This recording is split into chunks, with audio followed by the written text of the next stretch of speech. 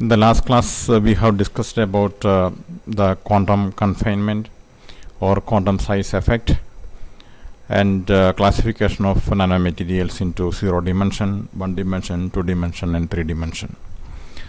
Now we have to discuss the size dependence of the materials properties. How nanomaterials are changing its optical properties and electrical properties, etc., depending on its size. So there are two major things. One is surface plasmon resonance, the term which you are not familiar with. Quantum confinement, we have already discussed that when the size of the material is reduced to nano, the electrons are localized, or it will be confined to the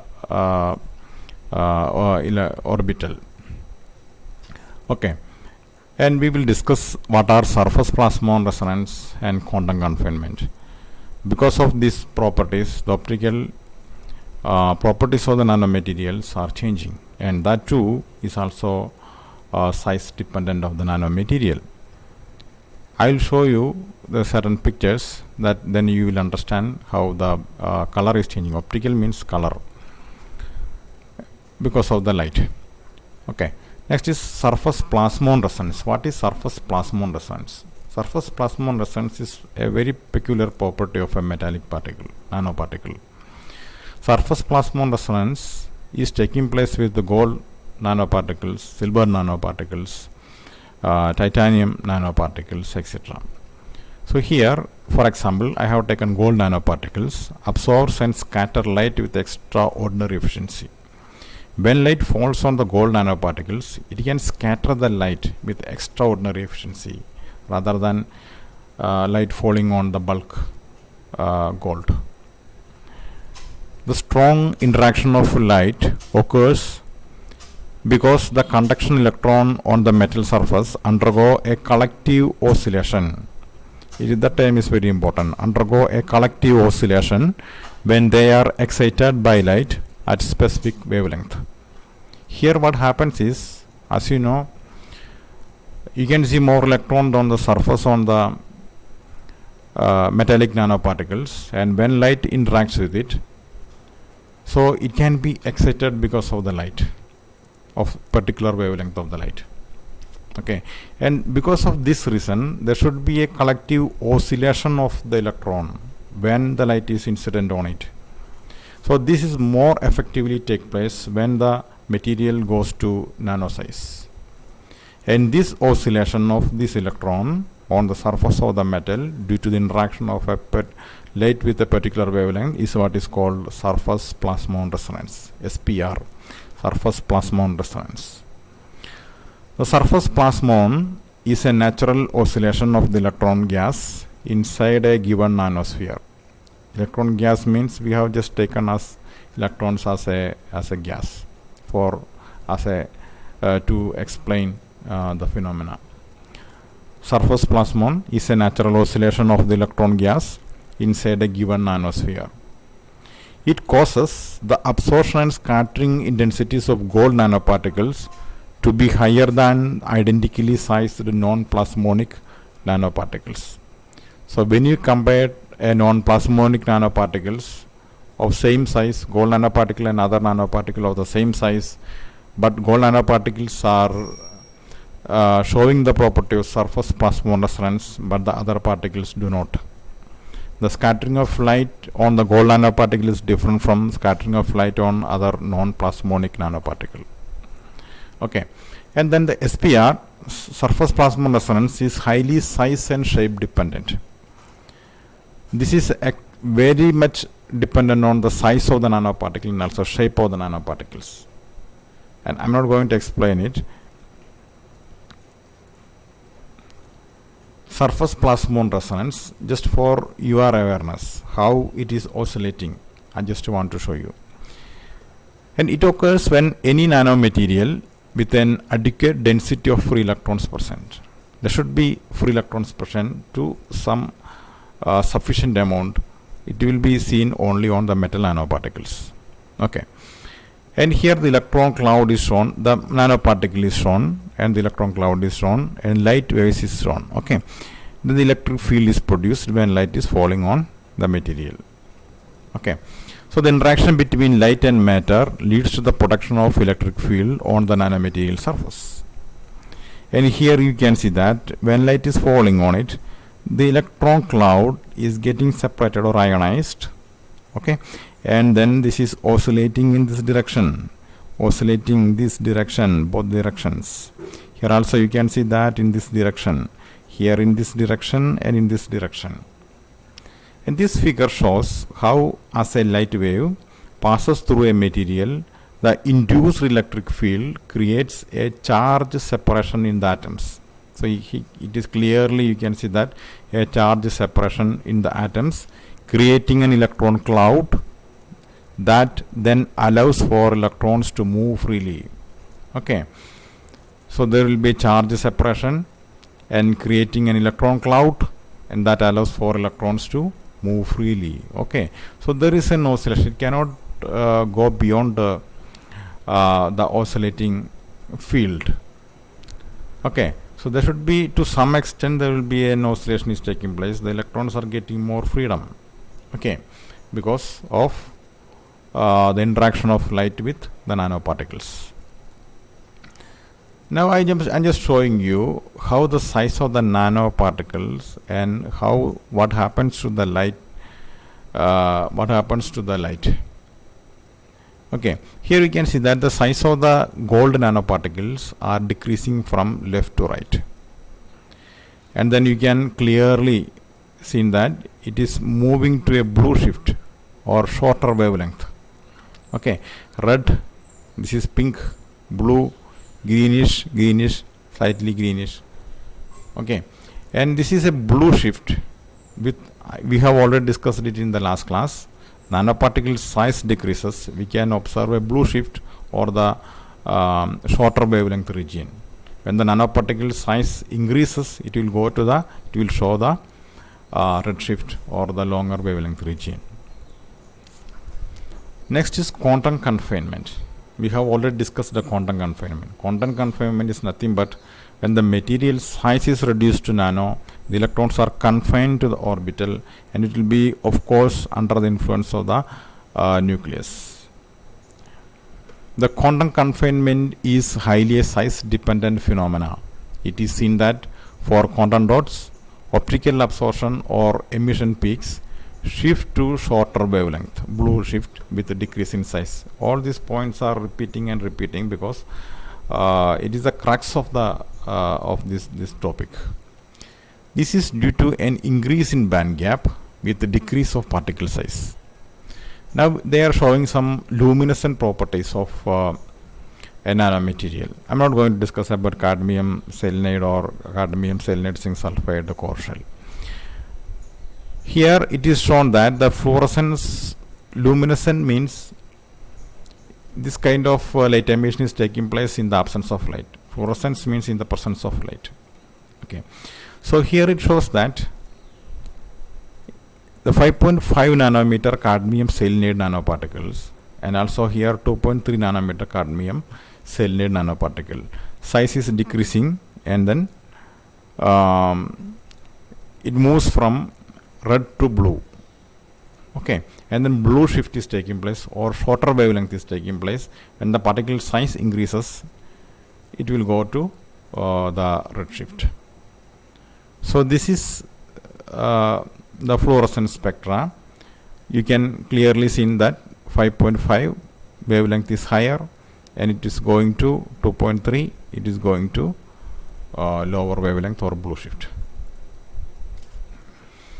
And what is the how does electrical properties varies with the size?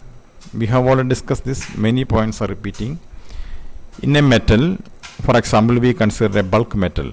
The electrical conductivity is associated with electron mobility in the metal and also to the mean free path. Don't bother about this one. We mainly talk about the electron mobility. Okay, but in metallic nanoparticle, the electronic movement is restricted to the inside of the nanoparticle. So that is more restricted. There won't be much electrons present on the surface because it is confined.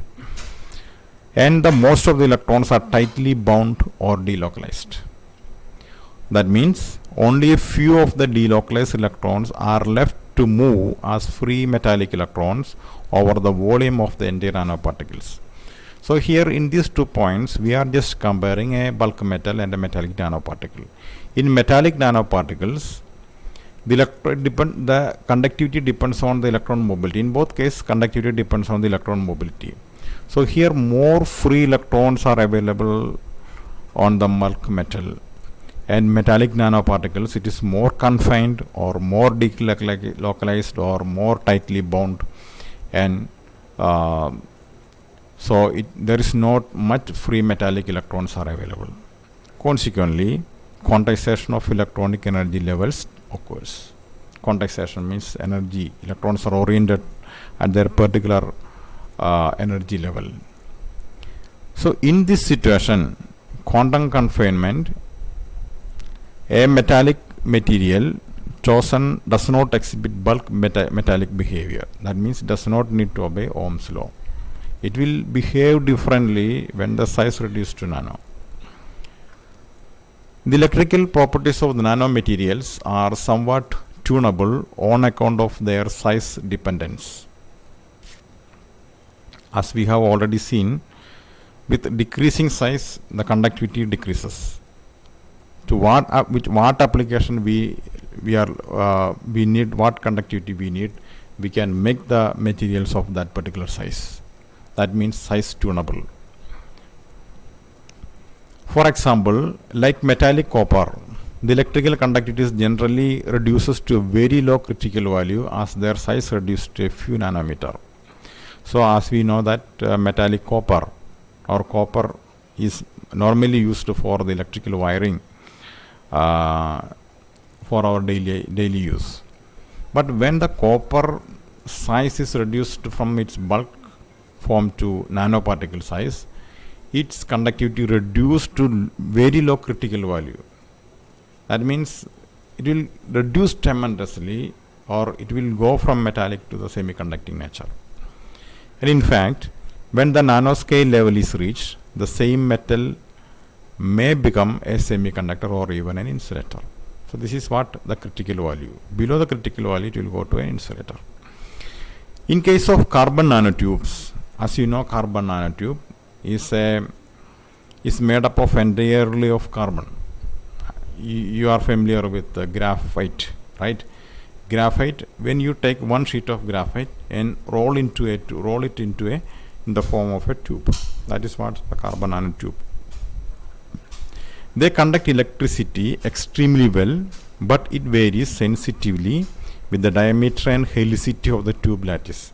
We will discuss the helicity in the next slide. And carbon nanotubes are excellent conductors of electricity. It is made entirely of carbon. Okay.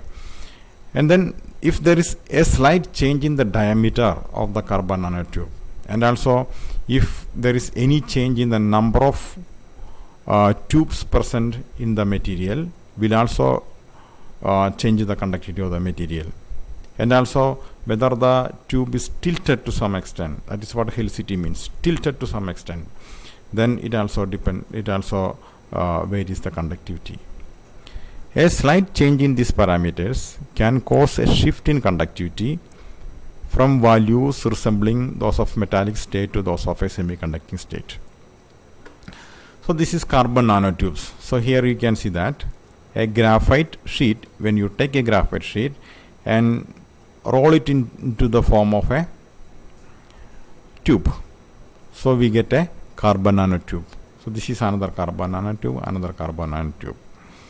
So it has 3 different nanotubes depending on the rolling of the material. Inside, you can see that inside this is hollow, so that is why it is called a tube. So this form is kind of armchair configuration. Here you can see that this is in the form of a chair. You can sit here. Okay, and this is zigzag, up down, like that, a zigzag configuration. And this is chiral configuration. This configuration, you can see that this tube is slightly tilted. It's not like this tube or this tube. This is slightly tilted, so its properties will vary. So depending on the production conditions, we can produce armchair, zigzag or chiral, and kind of application we are looking for, we can produce this material. What is the catalytic properties with size? As you know, the size reduces, the surface area will increase tremendously. That will definitely boost the catalytic activity of the material. So let's discuss. The catalytic properties of materials are dependent on the size of their particles. So the catalytic properties depends entirely on the size of the material. The materials possess tremendous catalytic properties.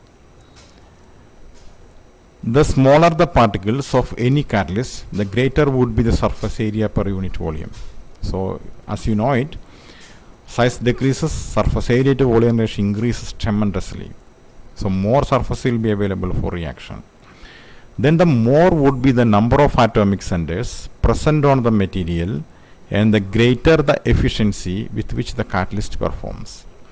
More surface area, more surface of the material will be available for the reaction, so more will be the performance of the catalyst.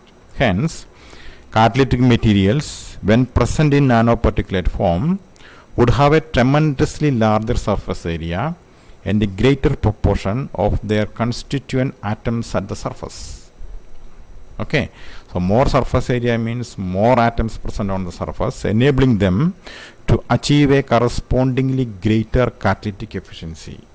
So the point is this: the catalytic efficiency increases tremendously when the size of the catalyst is reduced to nano. This is mainly because of the surface area increases tremendously due to the decrease of the size of the material. For example, nanoparticulate form of platinum supported on alumina surfaces showed a much greater catalytic efficiency in the oxidation of carbon to carbon dioxide, and this is of great importance in automobile industry. So as you know, automobiles, the exhaust gas contains carbon dioxide, nitrogen oxide, and sulfur oxide, etc. Okay, so here carbon monoxide is a poisonous gas, should be converted into less toxic gas like carbon dioxide. So for that purpose, they are using catalytic converters inside the automobile before the gas is emitted to the atmosphere. So more noxious gas or poisonous gas like CO is converted into CO2 in the presence of catalyst, and the efficiency of this conversion increases with when using nano catalyst, nano platinum catalyst. For the platinum, size is reduced. Platinum, as you know, is a noble metal. It will not react with anything in the bulk form, but when you reduce the size, it is an excellent catalyst and efficiency increases tremendously. This figure I'm just showing you. Surface area increases with decreasing in size. So I have taken a cube of 4 centimeter length and 4 centimeter width, and so the square centimeter is 4 into 4 square centimeter. It has 6 sides, 1, 2, 3, behind 4, 5, down 6 faces, and then the surface area is equal to 4 centimeter into 6 faces, 96 centimeter square. And now I am dividing it in this fashion, and this fashion. Okay, and then I am getting 8 cubes. One cube is here, another is here, second, third, fourth, fifth, sixth, seventh, and then behind this one there is 8th.